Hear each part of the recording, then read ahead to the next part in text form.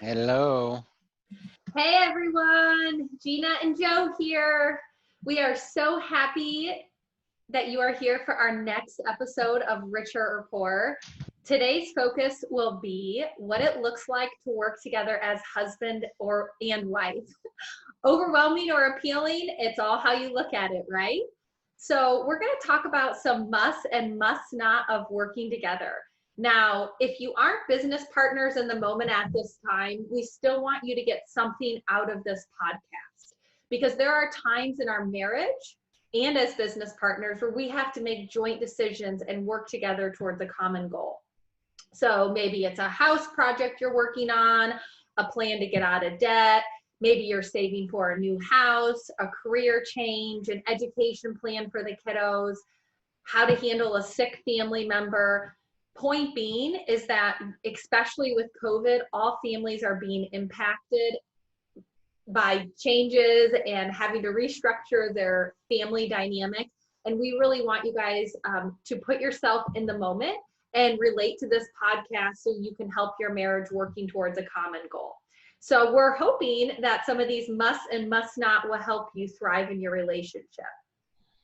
But before we start, and while my espresso is kicking in, Joe and I really want to thank everyone for the support that you've shown us since our first podcast was released. To say that we are touched is an understatement. We've received lots of love, messages, and outreaches, not just from our family and our closest friends who wouldn't dare say anything negative to our face, but to people, we don't even know. And it's so uplifting to see that you guys are able to relate with some of the messages that we're going to be sharing. So we're going to try to continue to deliver content that encourages, engages, and empowers you as couples in your marriage and as business partners. So without further ado, let's jump right in. Honey, how's your day going? It's going well. So far, so good. Haven't had too many catastrophes yet, besides maybe yelling at a kid or two here or there when I went home for lunch. Well, that happens, and it is Friday, and Friday's starting to become my favorite day because that's when we do podcasts. So the pressure is on, honey. We have an audience now, and we have to perform and give them what they want. So this was the topic that you had picked. What is it like to work with your spouse? And you have been talking about it every single day since we released our last podcast, and this was one of those things where I was like, okay, I give up. We're going to do this topic, the second one, even though I had to be flexible because it wasn't my second topic of choice. And I'm going to relax and I'm going to vibe with it. But tell me, why do you want this to be a topic? Well, I get asked this question a lot from when we first started working together back in, oh geez, I can't remember what, 08, 08 We were maybe. married in 08, so Yeah, so 08, 07. Because 07, 08. remember, yeah, I I don't know, started working. Yeah. somewhere in that timeline, 08 time period, maybe. I can't remember. And It's been a what do long you time. tell them And when then even when I go to conferences or I meet with other people, it's either I could never work with my spouse. How is that working out? Or my spouse would drive me crazy. Or I do work with my spouse. I understand. So you just get asked those questions all the time. And so I think it's a good topic to talk about because, we do work together. And we do it all. We have to do everything together, which is fine. So my personality is I feed off of your affirmations. What do you tell them when they say, "What's it like to work together?" It's the worst thing ever. I'm kidding. I'm kidding. I usually tell them, I enjoy it a lot. In our early years, we would go to lunch together every day and we could talk. We did a lot of things together. Plus, it kind of, and we'll talk about this more here in a little bit, but it does kind of pull all of our goals together. And I like that. We're both fighting for the same thing. Mm-hmm. And Not I mean, fighting against each no, not other. We fighting don't against each other. ever fight. Never. Never. And I mean, I can even tell a quick story just so you guys have a perspective on where it kind of comes from, or where I think, when I was growing up at the dinner table, my dad owned the insurance agency and my mom was a school teacher.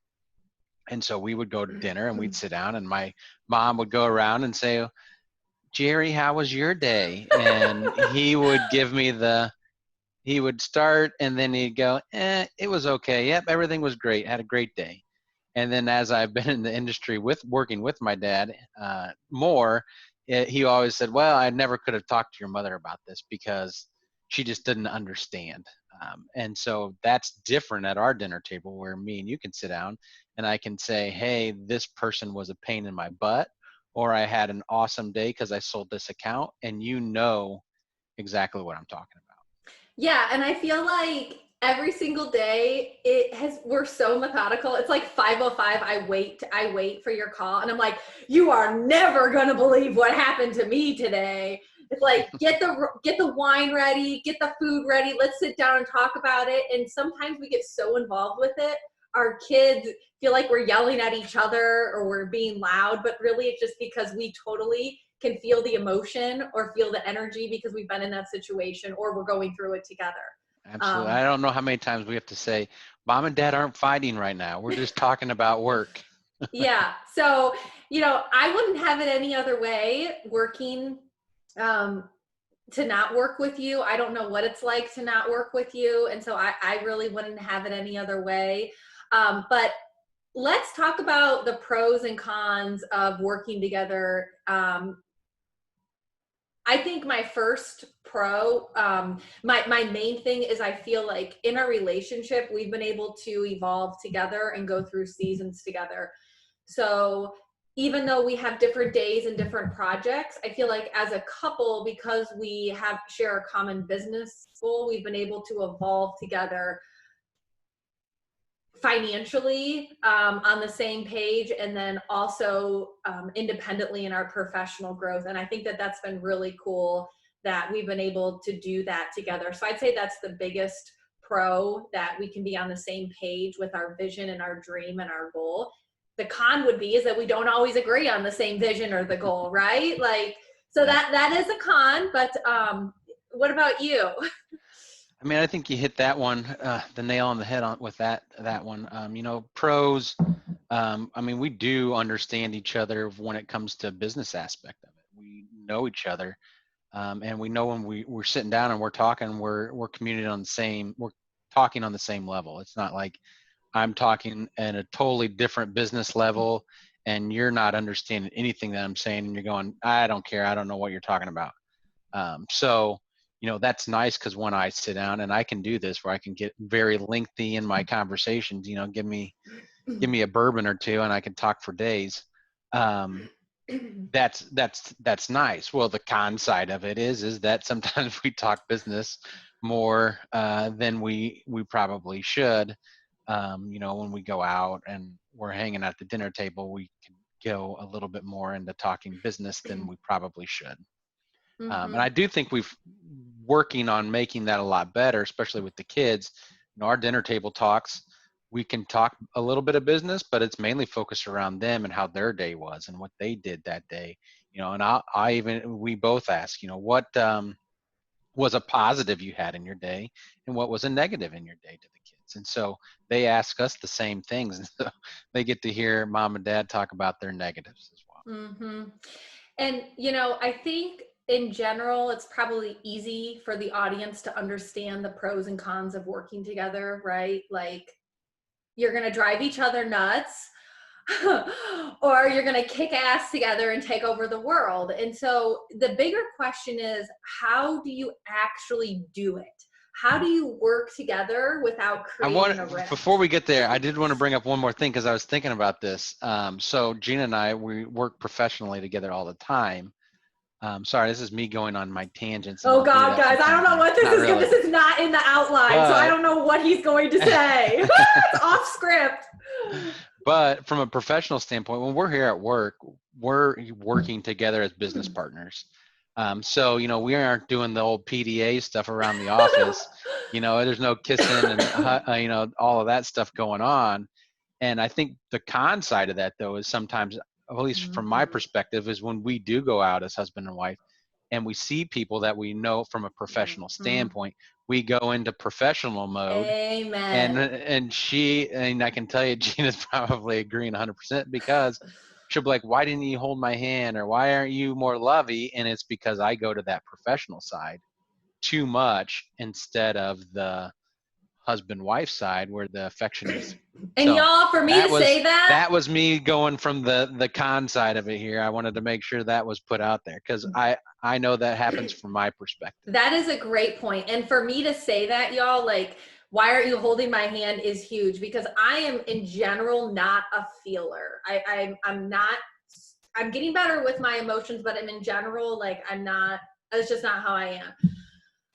But I crave that the husband and wife aspect because we are so distant at work in the sense, we are president and VP. And I can't tell you how many times women reps come in and they're like, man, your boss is so good looking or he is so hot. We have one rep who's like, thinks Joe's like the best thing since sliced bread. Like, I swear she's going to smack his butt when he walks by. Sometimes people think we're brother and sister. Sometimes people think we're cousins. Sometimes people don't know, but they never assume we're husband and wife. And it boggles my mind because like, they just don't think of that. And so that's another thing. Like, people are not going to think you're husband and wife. Like, people are more to think that Joe's dad and me are husband and wife than me and Joe. Oh my gosh, I hope not. Yeah, well, I'm just saying. So that is a great point, Joe. And I'm really glad that you brought that up because you do have to be intentional about, and this is not going to be a topic, intimacy and romance, but you got to be intentional when you go in public outside of work hours to be Mr. and Mrs. and not president and VP, because otherwise your relationship becomes transactional like a business. All right, now back on topic. Okay. So you can go back to your story. So now, how do we actually do it without creating a shitstorm? And let me tell you, we are not perfect. We've had many ups and downs, and we have learned to master the art of working together because we reach out for help. We read books. We've learned from our failures. But Joe, what do you think has been one of the bigger keys to success, or for us, or for any couple to work on? What advice would you give them? Oh man, happy wife, happy life. Nice. That's what I would say. But that's not what the audience wants to hear. So these guys, these are the practical tips we're trying to give you. So all jokes aside, these are things that have worked for us, and we're hoping they can work for you. And again, maybe not in a business setting, but maybe in your home on a project you're working on, something where you have a shared vision. What is something, how is it that we can work together without ripping each other's heads off? Yeah, I mean, and you know me, and it's probably more of a, Sun Tzu, the art of war, know which hill to die on, and you can't die on every hill. You're not going to win the battle. And all I always say, we don't need to win the battle to win the war. Again, another Sun Tzu art of war topic there. So know what hill to stand on and die on, and that's a big one for me. And then know when to pull that trump card out and say, hey, this, with that is, here's my trump card. Here's what I'm going to use it. Yeah. So a perfect example would be a lot of reasons people can't work together or like in the same space is because they work so different. I'm not going to point fingers. You can guess who's who, but one of us has a super neat desk, crisp and clean with Lysol on it, my hand sanitizer, or I just called myself out, hand sanitizer. And then one of us has legit piles of paper everywhere. Hey, we're a paper-free business. There's no paper here unless it's on my desk. Okay. I mean, it's sanitary, don't get me wrong, but there is stuff everywhere. So I don't know how many times people have said, oh my God, girl, how do you work with that? Like, how do you walk by his office and not lose your shit? Listen, it's not my battle. I'm going to lose the battle to win the war. The war is for us to be successful and to thrive in business. And me telling him to organize your shit is not going to help us succeed in our goal and our mission. I let it go. It's not my battle. And that is the thing. You cannot be nitpicky. You cannot be a bitcher when you work together. Excuse my friends. My real ego is coming out right now because I'm like I'm on a platform now and people encourage me to be who I am. So you guys are going to regret that, but you can't nitpick. And what Joe is saying is like, you can't worry about every little thing. Like you just can't. Yeah, and I mean, sometimes there's bigger ones, and I mean, I can go back to when we adopted the 3 kids, and that's kind of what hill to die on. That was one of my hills I was willing to stand for. Is our kids were born in June and July, and so the question is then, when do we send them to school? Well, technically, the school is August 1st is the cutoff. All of them could have gone to school, and they would have been extremely young in the grade. And my hill that I was standing on saying I'm staying put was we're going to hold them back and they're going to go next year and they'll be the oldest kids in their class versus the youngest. And I know that was a tough pill for you to swallow. Very tough. And I still don't really like to admit that you were right, but you were.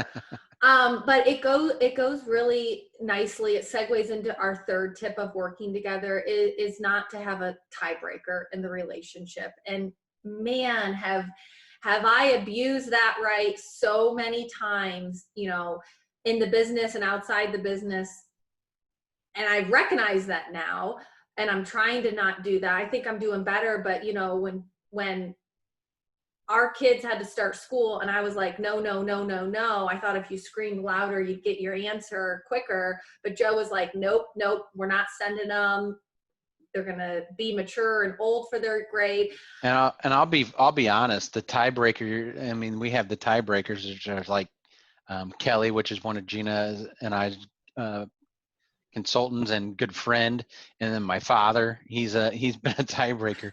And 95% of the time, actually probably more than that, they side with Gina. So I'm usually the guy that gets pushed to the back burner, but I sometimes win those battles. It's only because they're scared of my Italian going casino on them. But no, in all seriousness, guys, like the third thing when you work together on a project or in a business, you can't have a tiebreaker because think about it.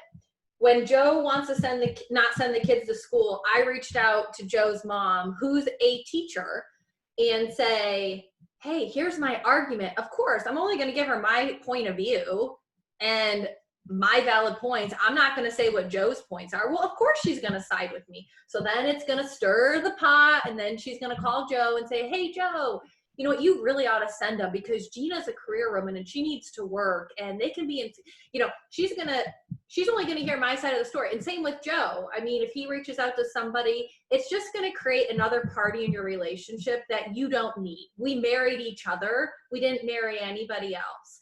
So, and it's the same thing, like when you have an office and as you grow, you start to build managers and you start to build hierarchies of power. That's been something that's been very hard for Joe and I will tell you that's going to come up in another conversation, but Joe's making this face because he knows what I'm going to say. We had a team member who's no longer with us who wanted to be the tiebreaker between me and Joe every single time. I mean, this team member thought they could come to me and I could be the voice to Joe in the ear to make this change, or they could come to Joe and he could be the voice to me to make that change. And it was damn funny because every single time we stood united. We would not let that person be a tiebreaker in our business or in our relationship. So try to recognize that. So have team members that support you together, united on your front, versus trying to become in between you, because that does happen. And it can happen. So you got to be aware of that. So that's my spiel on not having a tiebreaker. It's a good one. Good points. The next thing is kind of something that I've learned from Joe, and he just recently started saying this and I've kind of caught on to it. And he says, is it my issue or the other person's issue? So he has issues with me, how I chew my food and chomp on my food. Sorry. I can't remember where I picked this up. It might have been a Tom Bilia podcast or somebody that was talking about, probably like a Jay Shetty or somebody talked about this. I'm sorry, I gotta Yeah, throw out names. no, I can't think of who it was, but like, we used to like, get annoyed with each other, and you can do that in the workplace. Again, like, is it my issue that Joe's desk is a mess, or is it his issue? So ask yourself that question. Is it my issue or the other person's issue? So that's what you really got to think about, because you can create a mountain out of an anthill, and it goes back to the same theory of like, lose the battle to win the war. So, and you can do that with team members. You can do that with relationships that you have with colleagues. You can do that with family members. But really think about, is it your issue or my issue? I enjoy my food when I eat it. I don't have no issues with eating. He's the one who has an issue with the noises that I make, because apparently Loud eaters might drive me a little bit of nuts. Italians That's my son. He slurps everything. are loud eaters. So that's a great question to ask yourself that Joe's taught me. And then the two last points that we're going to talk about, it's one that I've really grown into the concept. I think that I've struggled with it more than Joe, is that when you're in a business partnership together, it's not always 50-50. I think being type A and being a leader, I feel like we hold people to the same standard as us, and you set yourself up for disappointment that way, because you expect that your partner is going to do the same amount of work as you, and that's not realistic. And what happens is you keep score, and it becomes more transactional instead of getting the job done. So we've had arguments over this. I feel like I've struggled with more like, I'm doing this, this, and this, and I could check it off. But then, I would say, Joe, now what did you do?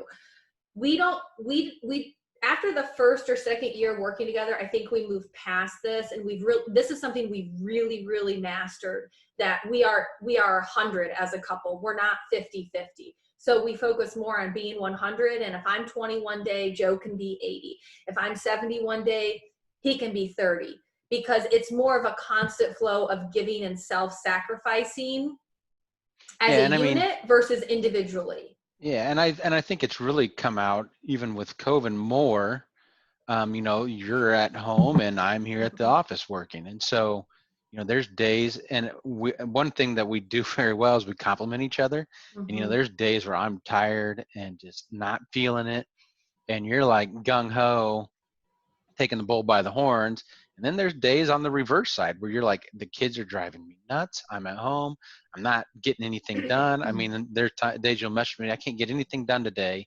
And I'm here doing what I can to kill it, make sure the jobs get done. So that side of it, we're trying to, we weigh each other. And a lot of times we don't even know that one's having a bad day, but the other one's picking it up. And so we just, we've learned to kind of, like you said, be at 100 instead of that 50-50. Like, hey, I'm only doing 50% of the work today because Gina is going to take the half a day off and she's going to go do this and that. I can't be upset about that. I know that you need to do that and I have to do this. Yeah, you can't, we don't judge each other on where we are, where our energy tanks are throughout the day, emotionally, mentally, or physically. That's not right, and that's not fair. So instead, we have to encourage each other and figure out a way to get to 100 as a unit versus individually. And I feel like that's something we've done very well. I'm going off script here. Uh-oh. I don't know if I'm supposed to do this. We're not going to use names.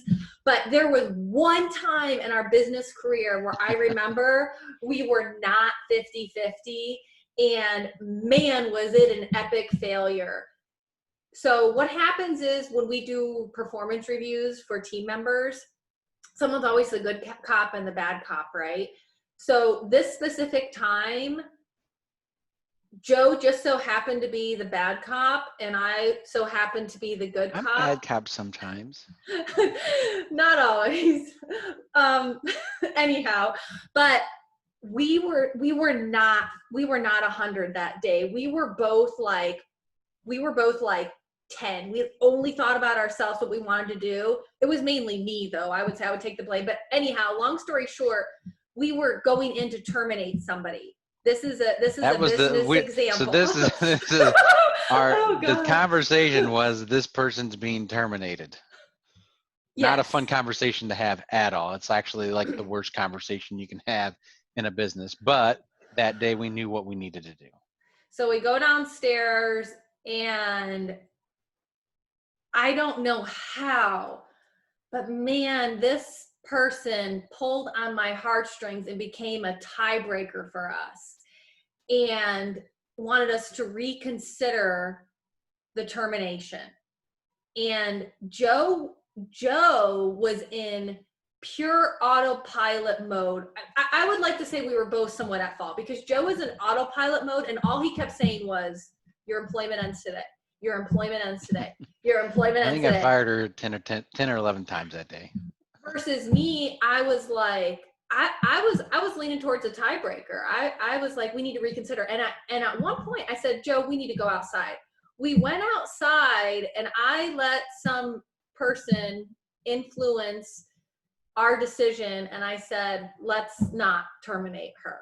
And I even remember calling Kelly, shout out to Agency Performance Partners, and she was like, hell no, Gina, no, no, no, no. And what did I do? I went against the unit, and I said, we're not going to terminate her. And guess what happened? We went and we didn't terminate her, and it created a huge disaster for us. Monday after the weekend, Monday, she walked in and handed in a resignation and left. But it was a great example to not use a tiebreaker, to stand united, and also to represent each other as a whole and not individually. You cannot have individual agendas when you're business partners. You just can't. It's gonna create a disaster and a fight, and you're gonna just keep digging, and you're gonna be deeper and deeper and deeper in your mess, and it's just gonna create more problems. It's gonna have this ripple effect. So that's where I'm going off script to kind of use that example to tie everything in, because that was an embarrassing time in our career. We learn. As VP and Prez. So we're going to wrap this up. And before we do that, though, the last thing that I think that you guys can take away from this, that we're going to segue into our third episode, is knowing the difference between your identity and your role. Okay, knowing the difference between your identity and your role. And we are going to have a mentor of ours, Jim Wilcox. He is going to be on the next podcast, and he is going to lead a live exercise on how you examine and analyze your identity versus your role, personally and professionally. And that is something that has helped us in our career, because we know our role and we know who we are. And it goes back to the Mr. and Mrs. of a relationship. My performance at work, my role, is not going to be based off of Joe's love for me, which is my identity and my heart and soul of who my partner is. So that's going to be our next topic that we're going to talk about, identity and role. Is there any last minute advice you want to tell our viewers about working together? No, I mean, one of the things that I think's helped us here recently, I shouldn't say recently, because I think we've done plenty of them, are personality profiles. Mm-hmm. And I mean and I'm sure Jim will talk about the identity roles, and we might get into little personality profiles, but knowing who each other are, there's so many personality profiles out there that everybody uses, and everybody says use this one and that one. But I'm a big believer in them. I know Gina's a big believer in them as well. I know companies, Ray Dalio at Bridgewater, he's a huge hedge fund. They actually use personality profiles to determine what jobs people will do or what task they will use. They have it in a computer system, and it tells who's the perfect person for that task. So there's somebody on the extreme side of personality profiles that are using it every day for things. And So, that's helped us a lot, is to know who we are as people, and we'll get a little bit into that with the Mm-hmm. identity and roles Mm-hmm. next week. And let me tell you guys, like, not taking action is doing nothing at all. Like, you experience what you believe. So if you believe that you can work together as a couple and be successful at it, you will be. If you believe that you won't be, and it will be a World War III, it will probably be a World War III. Like, it's all in your mind, because our thoughts control our actions. And so, the main takeaway is you experience what you believe. So believe that you can do it, and you can. And the next episode, we're very excited. Send us your feedback, any topics that you guys want. If you want to be a guest speaker, if you want to have a Q&A, send it all. We love to hear from you guys. And we hope y'all have a great day. And thanks for tuning in. Ciao.